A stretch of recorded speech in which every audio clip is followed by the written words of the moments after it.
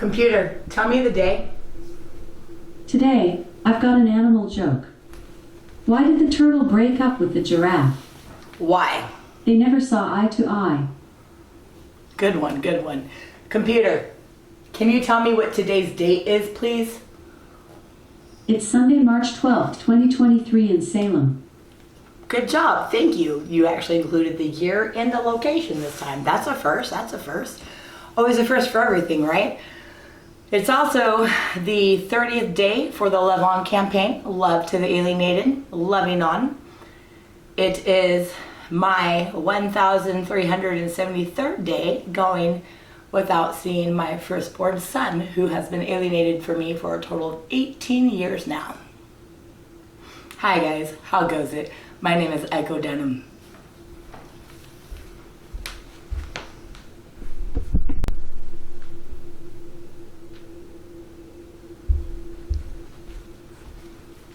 Today's daily Love On is going to be something that I'm reading from my phone because it's a good few paragraphs. It's very educational, something everybody needs to know, and I can't memorize this.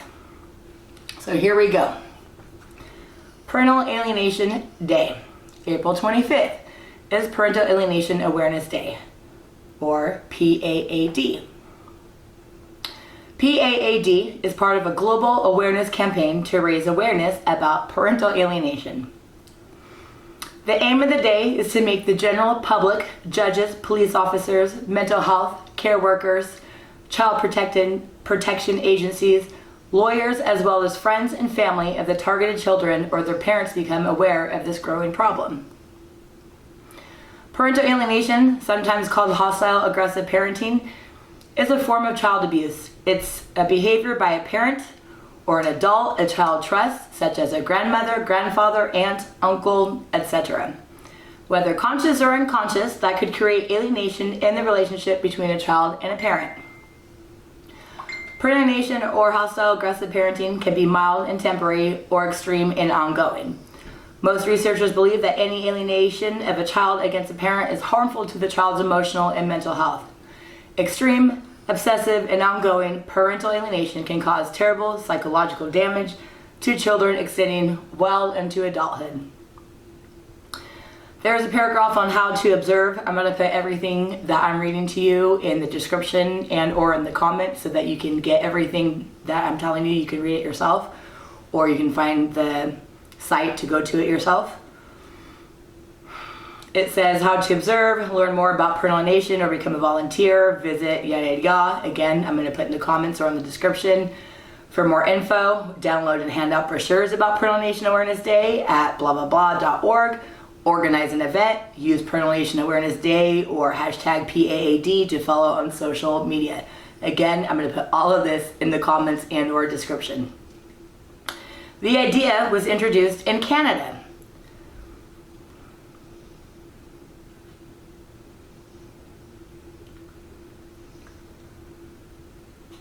The idea was introduced in Canada by Sarvy Emo, first name S-A-R-V-Y, last name E-M-O. So I apologize if I'm not saying it right. Forgive me. Idea was introduced in Canada by Sarvy Emo in late 2005, with the original date being March 28, starting in 2006. The date was changed after the start of the campaign to coincide with the appearance in Toronto of parental alienation expert Dr. Richard Warshaw. Now what's interesting is my son was taken from me in 2004, and then this started coming about 2005 and then officially 2006. So I know parental alienation has been going on forever, but officially I've got one more year up on it. I just think that's interesting. In 2011, Bermuda, 17 U.S. states, New York, Maine, Connecticut, Florida, Indiana, Iowa, Kentucky, Montana, Nebraska, Alabama, Arkansas, Georgia, Maryland, Mississippi, West Virginia, Indiana, Oklahoma, and many Canadian towns and cities officially recognize April 25th as Parental Alienation Awareness Day. The day has since been arranged in 25 countries.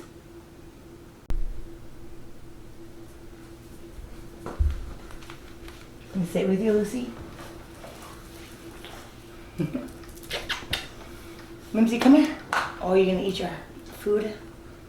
All right, this is take, well, who knows what take it is, but this is a third video so far in today's Daily Love On. It's March 12th. I had to think about that one. Mwah! Are you a good girl? Can I have your paw? Can I have your paw? Can I have it? How about this one? Lucy, give me a paw. Lucy, give me a paw. Hello, there's people watching. What? Don't tell you what to do? Okay. Oh, you're so good. You're so pretty. Mwah.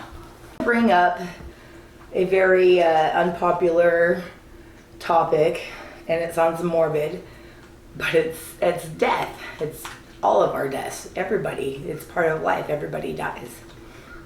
And it freaks me the fuck out. Come on, come sit. So part of why I do what I do and say what I say and how I am on an everyday basis is because, for one, I don't believe in an afterlife. I believe that we live today for today, and I'm not going to be scared or live for an imaginary being that I feel that does not exist. And if I am wrong, I've already been through all that. That's not what we're talking about today. Just know that those are my beliefs, and this is how I am for myself and how I'm comfortable being in my own skin. The fact that my parents are almost 70 and that this is how they want to go out with their whole life, how they want to be, that they ultimately do not want to change. They do not want to try. They wouldn't dare try to break their image, their perfect, beautiful, immaculate image. So that being said, I just want Credence to know I forever fought for him. I want my kids to know who I am. I'm afraid that I'm going to die before my son will come around. Hopefully not, but it very well could be reality. He might not ever come around. He might not even have anything to do with his siblings. And as much as I like to hope and want that to happen, we don't know what's going to happen, and we don't know how long of a lifetime we have. We don't know. So Credence, I do this because I miss you, and I love you, and I want you to know the truth, no matter how hard it is, no matter how ugly it makes me look, how much it makes them look, because it's the truth, and you deserve the truth. We've always deserved the truth. I completely don't lie at all, one way, shape, or form, to my 3 other kids that live with me. Like Santa Claus, we did not fuck around. We let them know that there was no Santa Claus. They still got the fun and the gifts and everything and the Christmas tree and everything. We want to do that because it's fun, it's for kids. But we told them the truth. Same thing with the tooth fairy and all that jazz. Just you know, I learned, and if that's what you do and you tell your kids that, that's cool, that's all right, you know, because that works for you and stuff. I'm not judging. So same thing, you shouldn't judge for me. But it doesn't matter. This is just how I want to raise my kids, and I'm very, very comfortable with that, and I'm very happy with everything about my being and everything about me today. I'm very happy and very comfortable in my own skin. And it was not always like that, and it took a long time for me to get here. Physically, mentally, whole 9 yards. Come here, Lulu. So I'm just trying to say, I know I'm rambling, you know, that death freaks me out. And I've already lost so much time that I'm not going to be able to get back. And even if Credence does come around, the damage is done. You know? And it's hard to get out of that. It's hard to get out of, you know, I was born into abuse. I was born into the family. We're not talking about his biological father, not my ex. It's not like that. And it's not just one person. It's my so-called mother, father, sister, brother, aunts, uncles, the whole 9 yards. So when everybody discusses that I'm angry or whatever it is that they don't like about me, they have to realize it's not just one person and an ex or a party or whatever. It's a bunch of freaking people, and it's all the people that I grew up with and knew in my life for the first 2 decades in my life. Half of my life half of everybody I knew, half of everything I've ever wanted, you know, and I had to come to terms that I don't want my kids to be subjected to their abuse and toxicity. And I mentioned this before, I had to try and give it my all for a couple different reasons. I wouldn't be able to have been around Credence, and two, I would have always been left wondering. I had to give it my all, and I really have, and I had, and it's hard for people to understand why he was taken from me. What was it? What did I do to mess up? All I did to mess up was trust and love the people that birthed and raised me. I wouldn't think in a million years that they had lied to me, you know. I had to catch them in a lie and get Peggy. I had to catch her. It wasn't easy for me to do, but I did it, and opened up my eyes to a whole new world. So I have to live with the consequences. I have to live with the aftermath. We all do. So I am going to continuously do as much as I can and say for the cause to end parental alienation. And I lost the battle with Credence, but I don't want to lose the war, and I'm very determined that I won't, because there's so many of us, unfortunately, and we are all doing different things, because what we have been doing recently hasn't been working.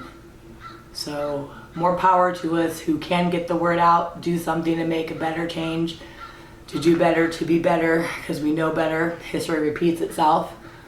And Credence, just know I love you and I miss you, and I always want to be with you, and I always have. And you're always welcome to come home. You're always welcome to be wherever I am.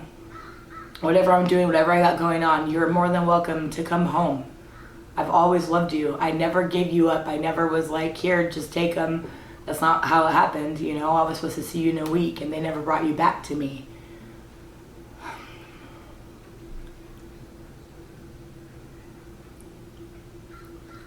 I started to believe the things that I was being accused of, because everybody, all the time, everybody I grew up with started telling me the same thing, and then strangers and the programs I was working, and they were telling me that you get brainwashed once again, and then you realize when you're out, or when you're able to just think for yourself, or you're just able to just be your own person, and you start connecting the dots.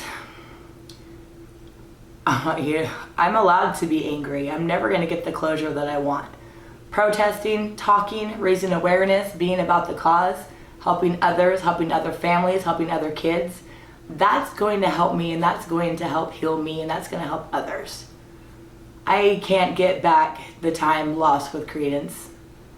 His childhood was robbed from me, from him, from his siblings, his bonus dad. And he's an adult now. He's going to be 22 in a few months. And we haven't talked in over 1,000 days. He doesn't want to have anything to do with me. And I fear that by me being me, that he's not going to come to me, but I can't stop being me, not because I don't love him, but because it is who I am, and I broke free from the abuse. And so I feel stronger and empowered and loved, and I'm going to continue to be me. I just wish it didn't cost me you. Cost all of us you. Cost you. Cost... Okay, no more rambling. Love to the alienated. I love you, Credence. Join the campaign, you guys. Please talk as I am. Start videos. Even if you aren't able to commit on a daily basis, start doing what you can. Start thinking about what you've always wanted your children to know about you, what you wanted to say to them, or what you wanted to ask them that you were never going to be able to ask them face to face. Do it in these videos. Loving On campaign. I miss you, Credence. We love you. Signing out.